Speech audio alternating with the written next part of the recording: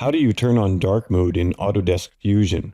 Dark mode is a great way to work on a computer, can reduce eye strain, but Fusion 360 is one of those bright programs. It's so blindingly white.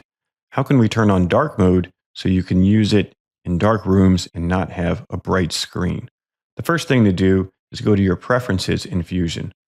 Under themes, you can choose match device theme, which will automatically move some things to dark mode if you have dark mode in your OS settings. But notice it doesn't change everything.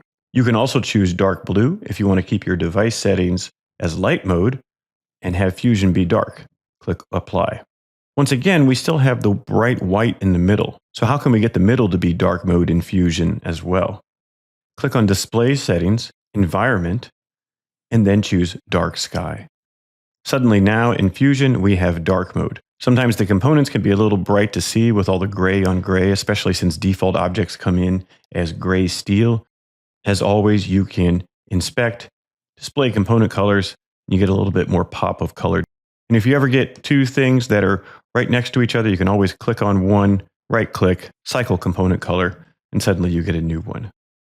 Cycle the component colors through so you have something that pops and allows you to see your design.